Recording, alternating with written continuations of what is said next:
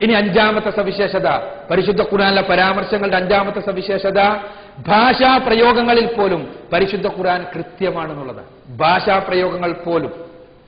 നോക്ക് നിങ്ങൾ, തേനീച്ചയെയും ചിലന്തിയെയും കുറിച്ച് പരാമർശങ്ങൾ. നിങ്ങൾ തേനീച്ചന്റെ കടി കൊണ്ട് ആരെങ്കിലും ഉണ്ടോ അവിടെ? ഉണ്ടോ? നിങ്ങൾ അത്ര നല്ല കുട്ടികളാണെന്നൊന്നും തോന്നുന്നില്ല, കൊണ്ടിട്ടുണ്ടാവണം. അപ്പോ കൊണ്ടിട്ടില്ലെങ്കിൽ നിങ്ങൾ അത്രയും കൊള്ളരുതാത്തവരാണെന്നാണ് അർത്ഥം. കാരണം ഒരു ആൺകുട്ടികളാകുമ്പോൾ ഒരു തേനീച്ച കൂട് കാണുമ്പോൾ അതിലൊന്ന് പോയി തീ വെച്ച് നോക്കുക എന്നെല്ലാം പറഞ്ഞാൽ ഒരു ആണത്വത്തിന്റെ ലക്ഷണമാണ്. അപ്പൊ ഏതായിരുന്നാലും അപ്പൊ ഒരു പടി കൊള്ളുക എന്നുള്ളത് അതിന്റെ സ്വാഭാവികത. ഏതായിരുന്നാലും തേനീച്ച ഒരു അത്ഭുതമാണ്. തേനീച്ച കൂട് അതിനേക്കാൾ വലിയ അത്ഭുതമാണ്. അത് മാത്രം സംസാരിക്കുകയാണെങ്കിൽ മണിക്കൂറുകളോളം സംസാരിക്കാൻ. തേനീച്ച കൂടിന്റെ കൃത്യത അടക്കം നമ്മൾ സംസാരിക്കുകയാണെങ്കിൽ വളരെ വളരെ വളരെ നമുക്ക് അത്ഭുതം തോന്നും പടച്ചവന്റെ സൃഷ്ടി മാഹാത്മ്യത്തെക്കുറിച്ച്. ആ വിഷയത്തിൽ തന്നെ ഒരു ഡോക്യുമെന്ററി ഞങ്ങൾ പുറത്തിറക്കിയിട്ടുണ്ട്.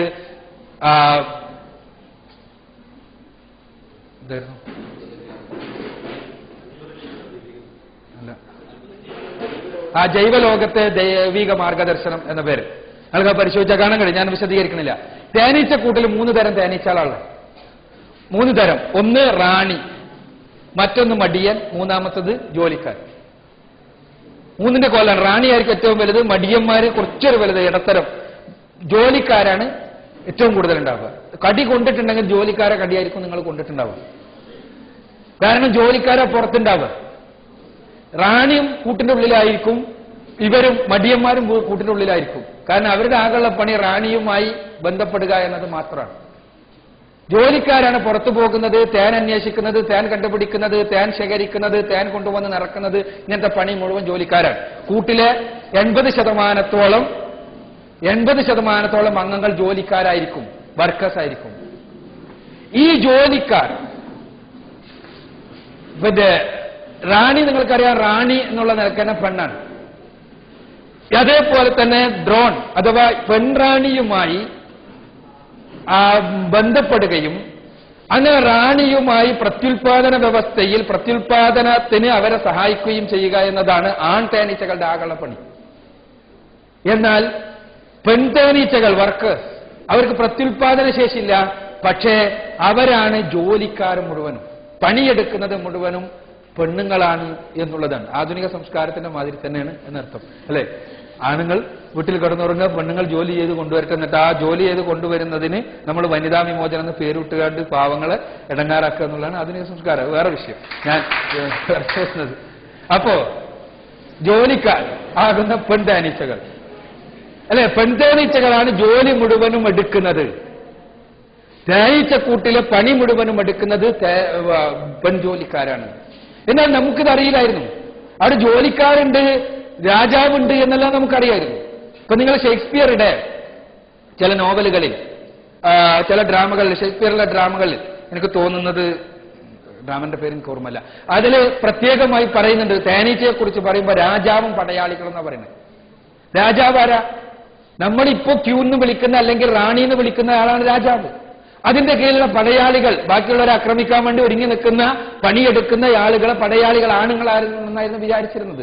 എന്നാൽ 1876 സൊമർഡാം, ഹോളണ്ടിലെ സൊമർഡാം എന്ന വ്യക്തി ഈ വിഭജനത്തെക്കുറിച്ച് ശാസ്ത്രീയമായി പഠിച്ചു. ആദ്യമായി ശാസ്ത്രീയമായി പഠിക്കുന്നത് 1876 ഈ പഠനത്തിന് വോൺ ഫ്രിഷ് എന്ന ശാസ്ത്രജ്ഞൻ വളരെ ശാസ്ത്രീയമായി അതിനെക്കുറിച്ച് പഠിക്കുകയും തേനീച്ചകളുടെ പെരുമാറ്റ രീതിയെയും അതിന്റെ ഡാൻസിനെയും ആശയവിനിമയത്തെയും എല്ലാം കുറിച്ചുള്ള പഠനത്തിന് 1973 നൊബേൽ സമ്മാനം അദ്ദേഹത്തിന് ലഭിക്കുകയും ചെയ്തു. വോൺ ഫ്രിഷിന് 1973. 1876 മുൻപ് നമുക്കിത് അറിയുമായിരുന്നില്ല. ഖുർആനിലൊരു അധ്യായം തന്നെ ഉണ്ട്, 16-ാമത്തെ അധ്യായം. ആ അധ്യായത്തിന്റെ പേരെന്താ? സൂറത്തു നഹൽ, തേനീച്ച എന്നാണ് പേര്. ആ തേനീച്ച എന്ന അധ്യായത്തില് നെഹലിനെ കുറിച്ച് പറയുന്ന 68-69 വചനങ്ങളിലാണ്.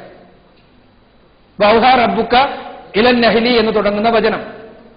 നിന്റെ രക്ഷിതാവ് തേനീച്ചക്ക് ബോധനം നൽകിയിരിക്കുന്നു, വഹീ നൽകിയിരിക്കുന്നു. എന്തിനാ? കൂടുണ്ടാക്കാൻ, തേൻ ശേഖരിക്കാൻ, അതേപോലെ തന്നെ മറ്റ് പ്രവർത്തനങ്ങൾ നടത്താൻ. ഇതാണ് പറഞ്ഞിട്ടുള്ളത്. നിങ്ങൾക്ക് വചനം കാണാൻ വളരെ ദീർഘമായ വചനാണ്, ഞാൻ ഉദ്ധരിക്കുന്നില്ല. നിന്റെ നാഥൻ തേനീച്ചയ്ക്ക് ഇപ്രകാരം ബോധനം നൽകിയിരിക്കുന്നു: മലകളിലും മരങ്ങളിലും മനുഷ്യർ കെട്ടിയുണ്ടാക്കുന്നവരെ നീ പാർപ്പിടങ്ങൾ ഉണ്ടാക്കിക്കൊള്ളുക, പിന്നെ എല്ലാതരം ഫലങ്ങളിൽ നിന്നും നീ ഭക്ഷിച്ചു കൊള്ളുക, എന്നിട്ട് നിന്റെ രക്ഷിതാവ് സൗകര്യപ്രദമായി ഒരുക്കി തന്നിട്ടുള്ള മാർഗങ്ങളിൽ നീ പ്രവേശിച്ചു കൊള്ളുക. ഇവിടെ എല്ലാം പടച്ചോന്റെ കൽപ്പനയാണ്, അല്ലെ? നീ അങ്ങനെ ചെയ്യുക എന്നുള്ള കൽപ്പന.